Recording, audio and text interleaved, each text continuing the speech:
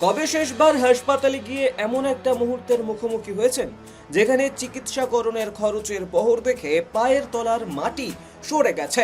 একটু ভেবে দেখুন তো, সামান্য একটা স্বাস্থ্য পরীক্ষা বা ছোটখাটো অস্ত্রোপচারের খরচ সামলাতে গিয়ে কিভাবে ঘাম ছুটে যায় সাধারণ মধ্যবিত্ত বা খেটে খাওয়া মানুষের। কিন্তু এবার সেই দুশ্চিন্তার মেঘ কাটানোর এক বড় ঘোষণা সামনে এসেছে।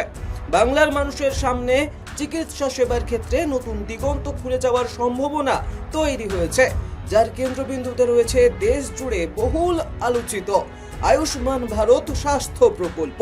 এতদিন রাজনৈতিক টানাপোড়েন আর নানা জটিলতার জেরে যে সুবিধা থেকে বাংলার মানুষ বঞ্চিত ছিলেন বলে অভিযোগ উঠত, সেই দরজা এবার চওড়া করে খোলার প্রক্রিয়া শুরু হয়ে গিয়েছে। কিন্তু প্রশ্ন হলো, এই সুবিধার নাগাল পেতে সাধারণ মানুষকে ঠিক কি করতে হবে? কোন পথে হাঁটলে মিলবে এই কাঙ্ক্ষিত স্বাস্থ্য কার্ড? বিষয়টা একটু সহজ করে খোলসা করা যাক। গত জুলাই মাস থেকেই এই বিশেষ প্রকল্প নিয়ে জোর চর্চা শুরু হয়েছে বিভিন্ন মহলে। রাজ্যের রাজনৈতিক পালাবদলের পর থেকেই কেন্দ্রীয় এই স্বাস্থ্য প্রকল্পের সুবিধা বাংলার ঘরে ঘরে পৌঁছে দেওয়ার জোরালো আশ্বাস দেওয়া হয়েছিল। সেই প্রতিশ্রুতির বাস্তবায়ন করতে গিয়েই এখন তোড়জোড় শুরু হয়ে গিয়েছে একেবারে জোর কদমে। চিকিৎসা ক্ষেত্রে এই বিশাল পরিবর্তনের হাত ধরে সাধারণ মানুষের কাছ থেকে চিকিৎসার খরচ মারাত্মকভাবে বোঝা যে কিছুটা কমবে, কিছুটা নামবে বলে আশা করা হচ্ছে। কিন্তু এই কার্ড হাতে পাওয়ার পদ্ধতিটা ঠিক কেমন? ঘরে বসে অনলাইনে আপনার হাতের স্মার্টফোনটা থেকেই আবেদন করা যাবে, নাকি ছুটতে হবে কোনো অন্য দপ্তরে? সেই সমস্ত প্রশ্নের উত্তর খুঁজতে গেলে প্রথমেই ঢুকে পড়তে হয় ইন্টারনেটের দুনিয়ায়। অনলাইন আবেদনের কথা যদি ওঠে, তবে সবার আগে যে নামটি সামনে আসে তা হলো আভা বা আয়ুষ্মান ভারত হেলথ অ্যাকাউন্ট।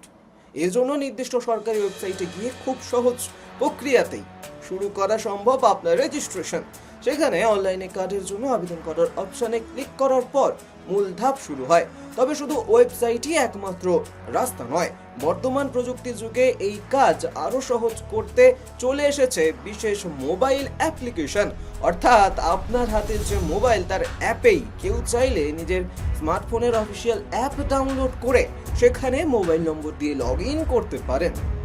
এরপর নিজের পরিচয়পত্র বা নির্দিষ্ট কিছু নথির মাধ্যমে যোগ্যতা যাচাই করে নিতে হয়। পুরো প্রক্রিয়াটার মধ্যে সবচেয়ে গুরুত্বপূর্ণ ধাপ হলো তথ্য যাচাইকরণ বা ইকেওয়াইসি। মোবাইল নম্বরে একটা ওটিপি বা ওয়ান টাইম পাসওয়ার্ড আসার পর তার নির্দিষ্ট জায়গায় বসালেই প্রাথমিক আবেদন পর্ব চুকে যায়। কিন্তু যাদের ইন্টারনেট বা স্মার্টফোন ব্যবহারের সুযোগ নেই বা যারা এই ডিজিটাল প্রক্রিয়ায় স্বাচ্ছন্দ্য নন, তাদের কি হবে? তাদের জন্য কি তবে সমস্ত দরজাই বন্ধ হয়ে গেল? একেবারেই না। প্রযুক্তির পাশাপাশি অফলাইনও এই ব্যবস্থা রয়েছে, অর্থাৎ এই ব্যবস্থার সংস্থান রাখা হয়েছে যাতে সাধারণ মানুষের সুবিধাই হয়। যাদের পক্ষে অনলাইন আবেদন করা সম্ভব নয়, তারা সরাসরি চলে যেতে পারেন তাদের বাড়ির সবচেয়ে কাছের সিএসসি কেন্দ্রে বা জনসেবা কেন্দ্রে। সেখানে প্রশিক্ষিত কর্মী যারা রয়েছেন তাদের সহায়তায় নির্দিষ্ট নথিপত্র জমা দিয়ে এই কার্ডের জন্য আবেদন করা যায়। মূলত পরিচয় সংক্রান্ত সঠিক তথ্য এবং নির্দিষ্ট কিছু সরকারি নথি সঙ্গে রাখলেই এই কেন্দ্রগুলি থেকে সম্পূর্ণ প্রক্রিয়াটি সম্পন্ন করা সম্ভব হয়। এখানেই একটা বড় প্রশ্ন মনে জাগতে পারে, এই কার্ড পেতে ঠিক কি নথির প্রয়োজন হয়?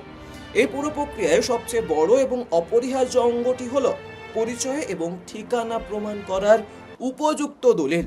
সঠিক নথির তালিকা যদি ঠিকঠাক না থাকে, তবে বারবার হোঁচট খেতে হতে পারে।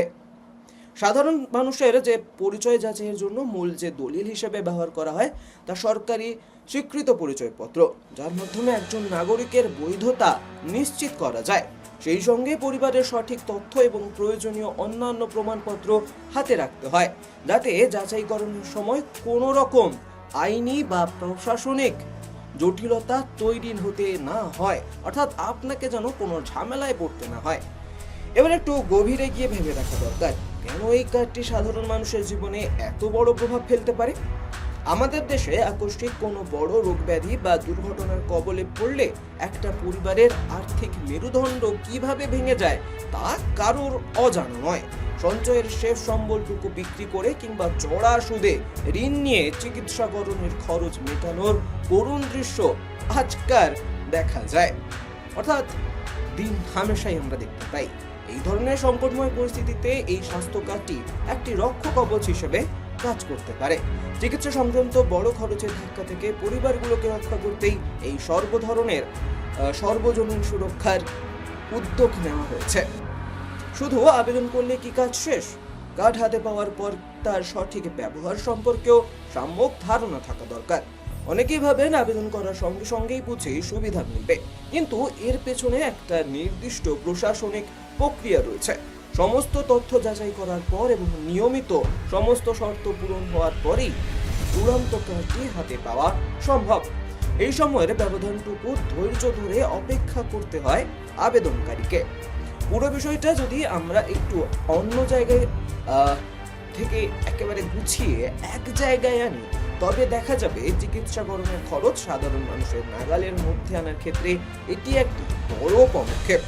একদিকে ডিজিটাল মাধ্যমের সহজলভ্যতা এবং অন্যদিকে স্থানীয় সেবা কেন্দ্রগুলোর উপস্থিতি, দুটো পথই খোলা রয়েছে যাতে কেউই এই প্রকল্প থেকে বঞ্চিত না হন। তবে এই পরিকাঠামো কতটা সুচারুভাবে কাজ করবে এবং সাধারণ মানুষ শেষ পর্যন্ত এর প্রকৃত সুফল কতখানি পাবেন, সেটাই এখন সবচেয়ে বড় দেখার বিষয়। চিকিৎসালয়ের দুয়ারে দাঁড়িয়ে যে কোনো অসহায় মানুষ আর যেন অর্থ সংকটে চোখের জল ফেলবেন না, সেদিনই হয়তো এই উদ্যোগের আসল সার্থকতা প্রমাণ হবে। তখনই সাধারণ মানুষের বিশ্বাস আরো দৃঢ় হবে যে স্বাস্থ্য ব্যবস্থা আর স্বাস্থ্য পরিষেবা এবং বিলাসিতা আর নয়, বরং প্রত্যেক নাগরিকের জন্মগত অধিকার হবে স্বাস্থ্য পরিষেবা পাওয়া। এই পরিবর্তনের হাওয়া শেষ পর্যন্ত বাংলার প্রতিটি কোণে কতটা স্বস্তি নিয়ে আসে, সেটাই এখন সময়ের কাছে সবচেয়ে বড় অপেক্ষা। আপনারা দেখছিলেন টাইমস নাও খবর, আপনাদের সঙ্গে আমি সৌগত। এরকম আরো প্রতিবেদনের জন্য অবশ্যই ফলো করবেন টাইমস নাও খবর। আর আপনার এই পুরো প্রতিবেদনটি কেমন লাগলো অবশ্যই কমেন্টে জানাতে ভুলবেন না।